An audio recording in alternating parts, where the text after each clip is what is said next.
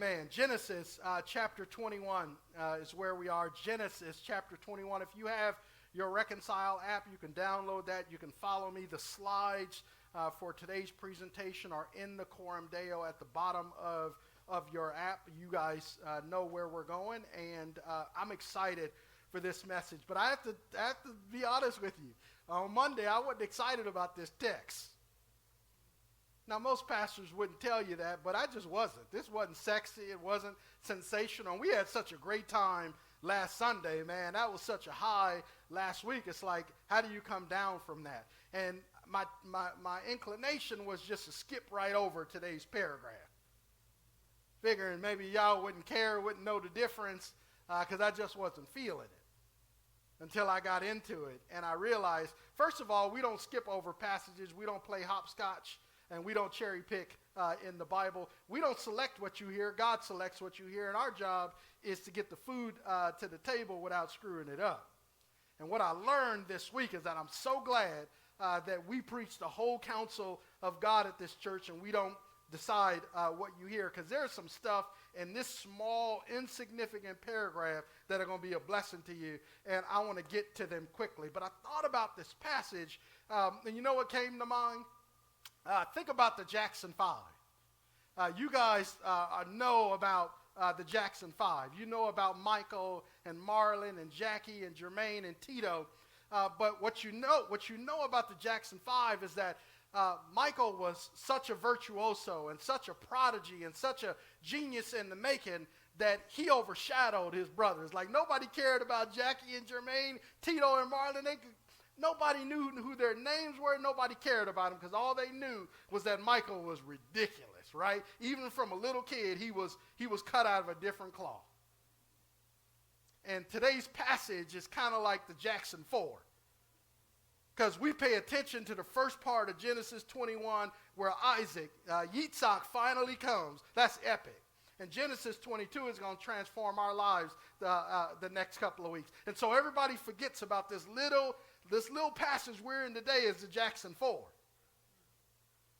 But I'm telling you, there's some nuggets in here that are going to bless our lives. And here's this covenant between Abraham and Abimelech. Abimelech is Abimelech, as we've called him. Remember, you guys met King Abimelech in chapter 20. He is king of what would be the future Philistines, some of the arch enemies of the Jewish people. And you guys know the catastrophe and the chaos that happened in chapter 20. And so here, after the birth of Yitzhak or Isaac, they have another interaction. And so let's just trek with this story. And I promise you at the end, you're going to say, Pastor, thank you for not skipping over that passage. That was really good. As we get into this paragraph, here are a few movements that are going to shape our conversation today. The first one is in verses 22 through 26. Abimelech or Avimelech, and Abimelech simply means my father is king, or my father is the king. And so that's the meaning of his name. But here Abimelech comes to Abraham, and he offers to enter into a covenant with him. And we're going to see that in verses 22 through 26. But there's an offer and an acceptance to the covenant in verses 22 through 24. Follow with me as we look at Abimelech's offer. Now remember, he was slighted by Abraham in chapter 20, and so they have a tenuous relationship at best. But I want you to notice that he makes the trek from Gerar to Beersheba to make this offer. Watch this, verse 22. It says, at that time, Abimelech accompanied Phicol, the commander of his army, and said to Abraham, God is with you in everything you do. Swear to me by God here and now that you will not break an agreement with me or with my children and descendants. As I have been loyal to you, so you will be loyal to me and to the country where you are a resident. Now pay attention to something. Here Abimelech travels maybe 8 to 12 miles east to come to Beersheba, where Abraham is staying, and he says to him, man, it's clear to me and everybody else that God is with you. Man, we could just stop right there. It was evident that God's fingerprints were all over Abraham's life, which is interesting because his experience with Abraham wasn't a positive one, right? Abraham turned out to be a perjurous, prejudiced prophet, and yet he's saying, even in spite of your lack of honesty, even in spite of the fact that you deceived me, even in spite of the fact that you tricked me, that you deceived me, it's clear to me and everybody else in the region that God is with you. That is just a powerful statement about God's favor over his life. But notice he makes the observation in 22 about God's favor on his life, and then he transitions to be concerned about his future descendants and generations. Abimelech says, hey, I know God is going to do great things through you. I know that you are poised to be a force in this region. I want to strike up this agreement with you so that my children and my grandchildren and great-grandchildren and future descendants will have a good relationship with you. We'll be loyal to you if you will be loyal to us. What I find fascinating here about this agreement is that it's both negative and positive. Negatively, Abimelech is saying, hey, I know that you are a perjurer and I know you have problems telling the truth. So this agreement between me and you is one that you won't break. It involves your promise to not deal deceitfully with me like you did in chapter 20. And then positively, the agreement is a promise to be kind. It's our favorite Hebrew word, chesed, right? It's the idea of being loyal, to be loving, to be kind as a result of the covenant. And Abimelech shows up, and he wants to strike this agreement with the patriarch. And look at what Abraham says in verse 24. How does he respond to the offer? In verse 24, he said, I swear it. Sure, let's do it. I'd love it. It sounds great. It's a great idea. Count me in. But before we enter into this agreement, before we cut this covenant, he wants to render a complaint with the king. And that's where we'll be in verses 25 and 26.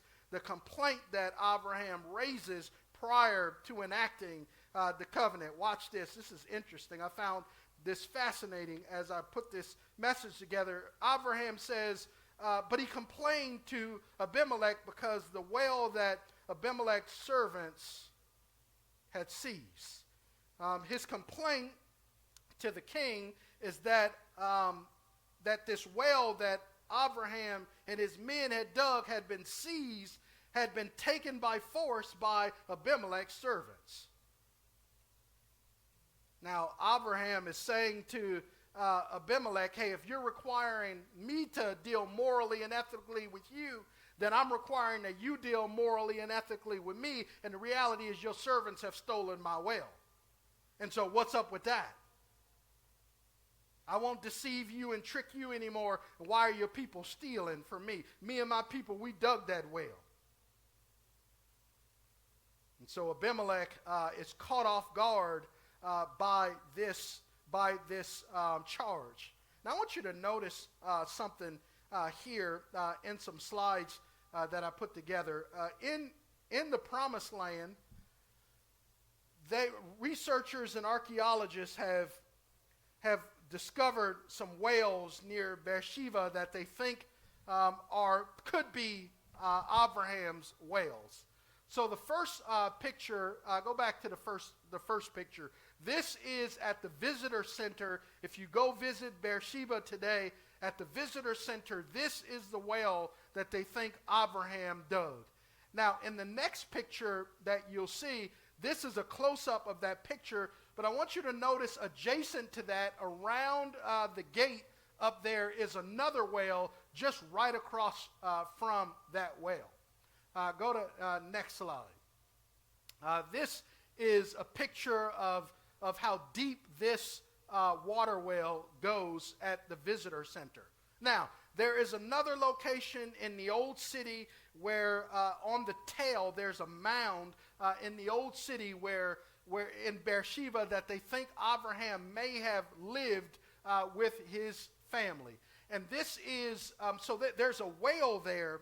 And what archaeologists have done is that they've dug around the opposite side of the city to get down to the bottom of where this well goes. And I want you to notice this is absolutely just insane. And you may be able to see it better from your slides in the Coram Deo. This is the top of the city. And this is the stairs at the top going down. Next slide. This is a picture of the top up here, and there's the stairs leading all the way down, and that's a top picture. Next picture is a middle shot leading all the way down, and then there's a next shot leading under the ground. So here is where the staircase ends, and people go in through this doorway. Now, when you get inside there are still more stairs down, further down. Now, here's what's interesting. That this well here at the old city is believed to be about 16 stories beneath the ground. You guys didn't hear me. 16 stories underground. Abraham and his men would have taken months and years to dig that far underground to tap into underwater resources so that they could have water accessible for their families and for their flocks and their herds. Because remember, Abraham is not just traveling with Sarah and with Isaac. How many people are in their family? 500, 600, 700 people. How do you get water in a parched land, in a desert region where there's very little rainfall? How do you get water to keep everybody hydrated in the heat of the day? You got to dig a well. And so they would have spent a year, 2 years, maybe more digging these wells. So guys, that's why Abraham is not happy that Abimelech's men have come and stolen his well.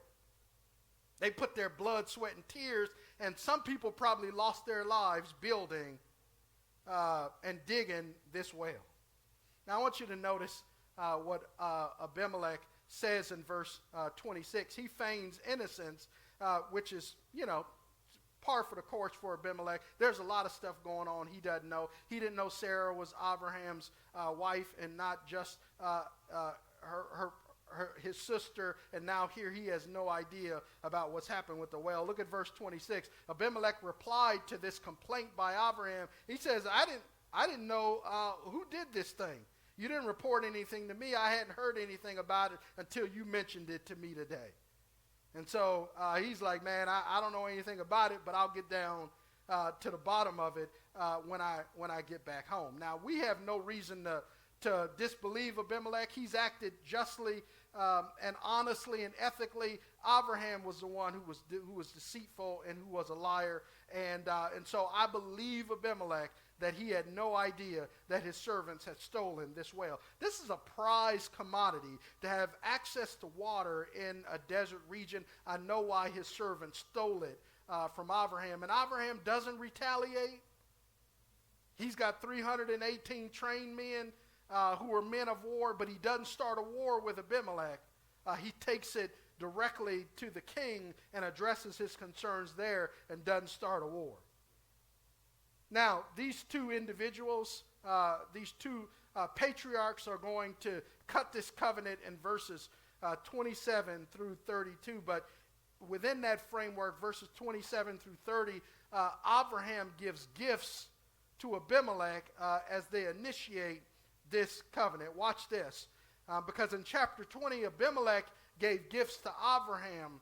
Now the shoe is on the other foot. Abraham now gives gifts to Abimelech. Look at verse 27. It says, Abraham took flocks and herds and gave them to Abimelech, and the two of them cut a covenant.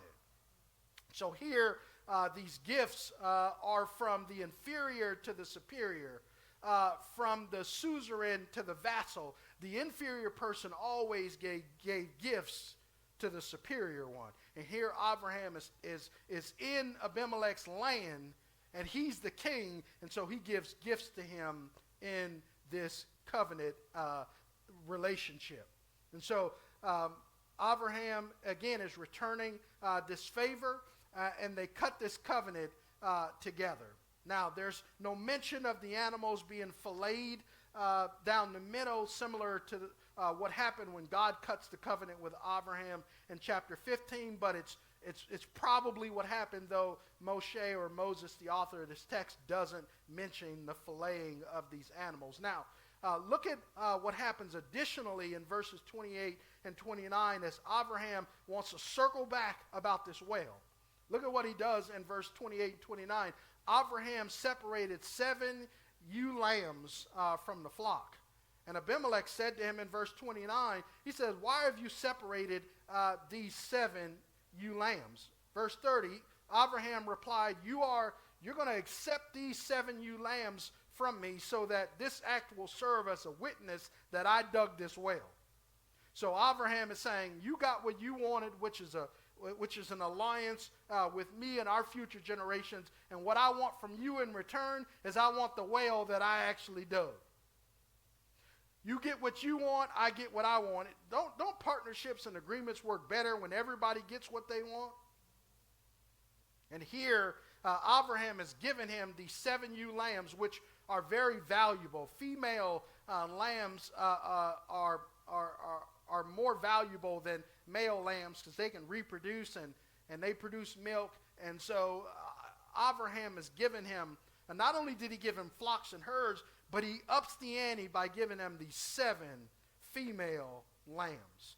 And so here Abraham is doubling down on his claim that well is mine and I want it. I'm going to give you something valuable so that you know I'm telling the truth about my claim to that well. You guys remember from last week how that well in Beersheba actually saved the life of Hagar and Ishmael when they were in a desperate situation. Wells were life-giving, and Abraham wants his well back. Now let's look at the place of the covenant in verses 31 and 32. The text says this. It says, "Therefore that place was called Beersheba," with a V. I know that there's a B in the text, but that bait does not have a doggish, and so it takes the V sound. So it's Beersheba with a V, because it was there that the two of them swore an oath. And here is Beersheba in the Hebrew text, and Beersheba means the well of oath or 7, because Shiva means oath or 7. Now, what we can tell from this text is that Moses, the author, and wants us to take the meaning of Beersheba from the oath that was taken, because verse 31 is explicit that the name is indicative of the oath and not the 7 lambs that were given. And here's a reminder on the map where Beersheba was. You guys remember this? They were in the land of Gerar here, and now they are in Beersheba. Beersheba is the southern border of the land of Israel. So, guys, when in America, when we talk about our country, we talk about our country from sea to shining sea, from coast to coast. We talk about our country from east to west. But in the promised land, they talk about the land from north to south. They talk about it from Dan to Beersheba. They don't talk about it the way we talk about it. So Beersheba is being established as the southern border of the promised land, the land of Canaan, that land flowing with milk and honey. And Abraham is here establishing it as the southern border. That is the place of the covenant. Verse 32 also tells us something about this place. Verse 32 says, "And after they had cut this covenant at Beersheba, Abimelech and Phicol, the commander of his army, left and returned to the land of the Philistines." So everybody leaves happy. Abimelech got his covenant. Abraham got his well, and everybody's happy. Now we transition to the last two verses, and here's where the significance picks up for us. There's a worship of the God of the covenant in verses 33 and 34. First, in verse 33, there's a memorial to the everlasting God of covenant in this one verse. It says, Abraham planted a tamarisk tree in Beersheba, and there he called the name of Yahweh, the everlasting God.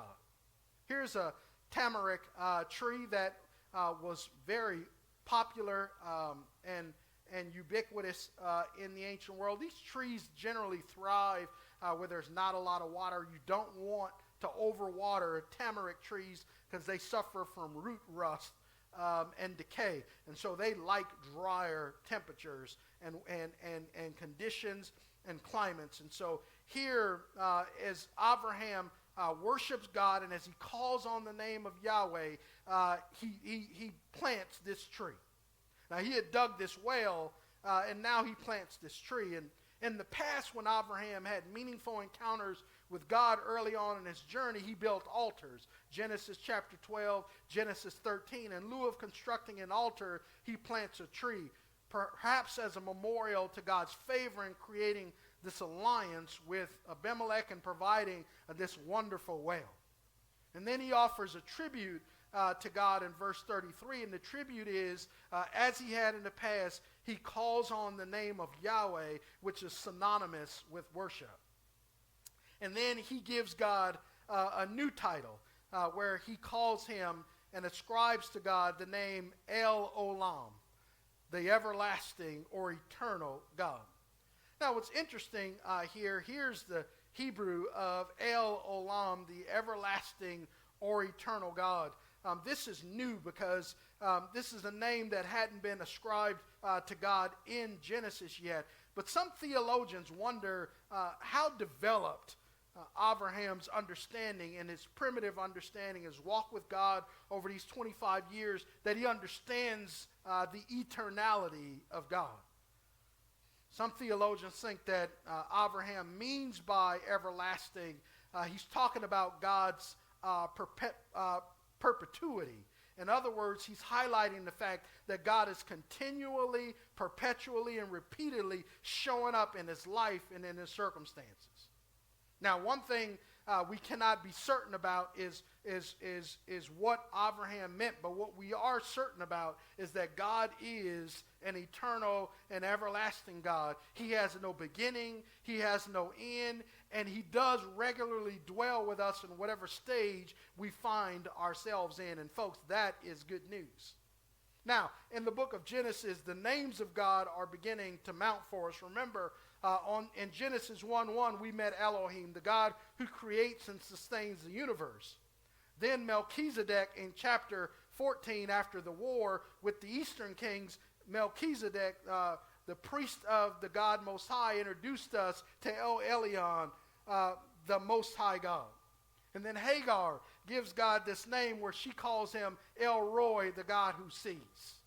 Then in chapter 17, God introduces himself as the big-breasted one, the El Shaddai, the Almighty God, the one who is all-sufficient, who has everything we need in his breast to supply our every need and our every desire. And here, Abraham meets God and he worships him as El Olam, the everlasting or eternal God. We just sung the song, Everlasting God. We sung that because that's in line with what Abraham would have worshipped if he were here with us. Now, don't miss that this last verse, the patriarch lives in the land of the covenant. He worships the God of the covenant in verse 33, and here he lives in the land of the covenant because he knows that this land is his. Verse 34, and then we'll make some notes here. It says, Abraham lived as an alien in the land of the Philistines for many years. with a reliable source of water. Abraham lived as a ger, as an alien in the future home of the Philistines for an unsubstantiated time. Again, we're reminded by Moshe, the author of the text, that this patriarch is an alien. He's a foreigner. He's a stranger, an immigrant, an outsider in the very land he is destined to own. Here is the Coram Deo. We always ask ourselves, how do we live this out in the presence and before the face of God? Here are three takeaways, and I want you guys to pay attention to this. This is why this overlooked paragraph is so significant. Number one, let us live in such a way that honors God. That honors God. May we live in such a way that honors God, that not only reflects His love and character, but also inspires others to see His work in and through us. May our lives be a testament to His goodness, drawing others closer to Him and fostering a meaningful partnerships for His glory. See, when God's hands are all over our lives, people should seek us out for partnerships and for friendships and for fellowship, recognizing, man, you're blessed. There's something about your life. There's something about how you live, how you see life, how you see the world. There's an anointing on your life. I can't explain it. You're different than me and from everybody else I met. I just want to be your friend. That should happen from time to time. Abraham lived that way, and Abimelech came 12 miles and said, hey, man, I want to have a formal treaty and partnership and covenant with you. There's something about you. God's with you in everything you do, and I want that blessing to be upon me and my descendants. Guys, we got to live like that. If we're not living like that, something is wrong. And here, Abraham and his failures and his disappointments, and his defeats, the favor of God, the blessings of God, the fortune of God is still evident to those who come into contact with him, even if they suffer because he's got some character flaws. They still recognize God is with him. People recognize that about us as well. And here's the kicker. Number two, God is a promise maker and promise keeper.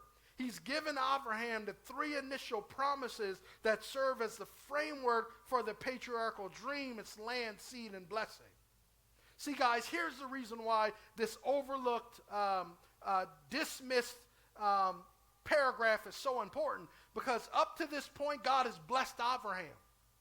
The blessing in Genesis 12 is that the framework of the patriarchal blessing is a trilogy. It is land, seed, and blessing. Before we got to this paragraph, God had only given him blessings, and now earlier in Genesis 21, God had given him seed. He had given him offspring and descendants, but no land. Why is this paragraph important? Because Abraham finally has land. He's got a well, and now he and his family are going to live in Beersheba in the promised land, establishing it as a southern border. God is a promise maker and promise keeper. What God said 25 years ago, he's delivered on what he said. Without this insignificant, overlooked paragraph, God hadn't fulfilled his promises to the patriarch. He's only given him 2 out of the 3 blessings. This paragraph shows us that God said, no, I'm going to do all 3 things that I told you. I told y'all if you stayed with me, you'd see the significance of this insignificant paragraph. God says, man, when I tell you I'm going to do something, as my grandmother would say, you can take that to the bank. And here God is delivered on his word. Number 3, let us live lives of worship, not merely for what God has done, but more importantly for who he is, the everlasting and eternal God of the covenant.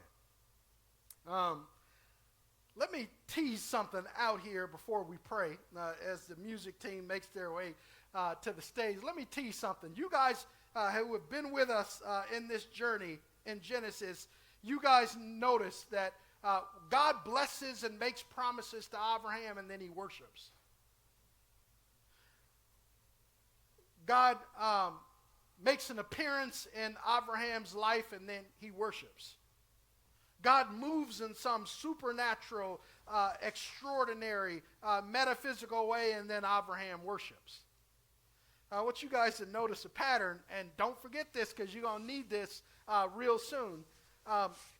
There's no place in Genesis where Abraham worships without God doing something first. Don't miss that. Please, you need that for next week. So unless God does his thing, I don't do my thing. Don't miss that. And what I'm challenging us to be is to live a life of worship where, as the old folks used to say in the black church where I come from, if God never does another thing, he's already done too much. And if he never does another thing, I'm grateful for what he's done. God is not a vending machine that we put a coin in, and he does the thing, and then we do the thing. See, when we live a life of worship, Armani talked about it earlier, about that sister, even when all hell is breaking loose, will you worship? Job said after he had lost his 10 kids and his health and all of his prosperity, Job said, God, though you're killing me, yet will I trust you. Can you worship God? Can you show up? Can you give your time, talents, and treasure when God's got his foot between your cheeks? That's the question. And everybody can. They can do the God thing when everything is great and relationships are great, work is great, the money is great, and everything's happening, and I can do the thing. But when all hell breaks loose, then we crawl under the bed and we don't answer the phone and we don't come out. That's how we roll. So God, if you don't bless, I don't bless. And God's world is going to come crashing down on Abraham because God recognizes that's the way he is. Y'all don't miss that. You're going to need that. And the reality is I'm like that too. And y'all like that too as well.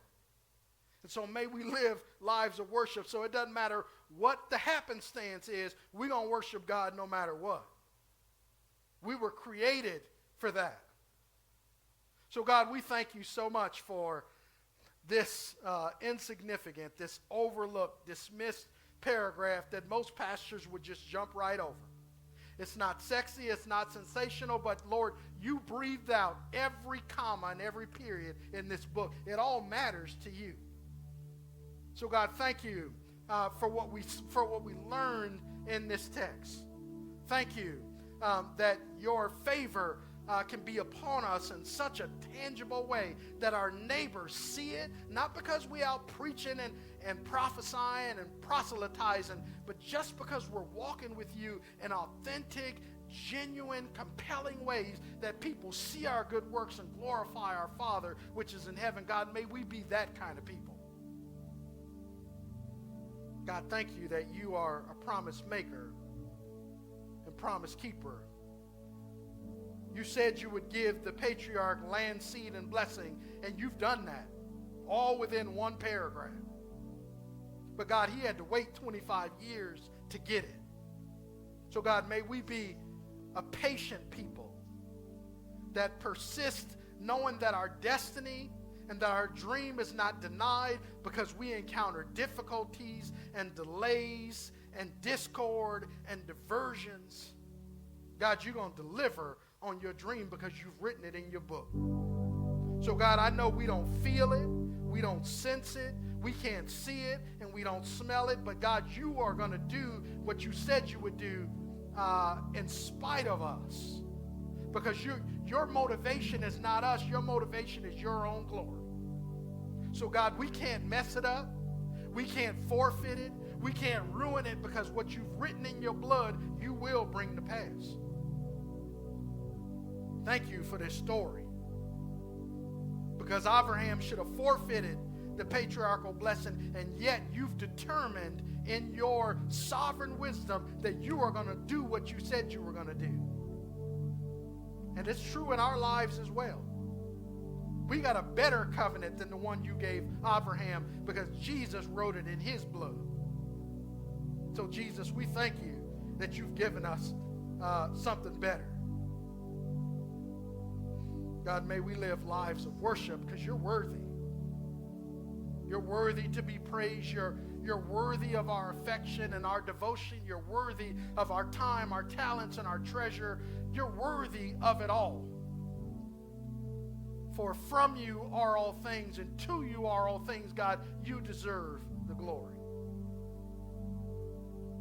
So thank you for lifting our eyes up to see this water well in our desert dilemma.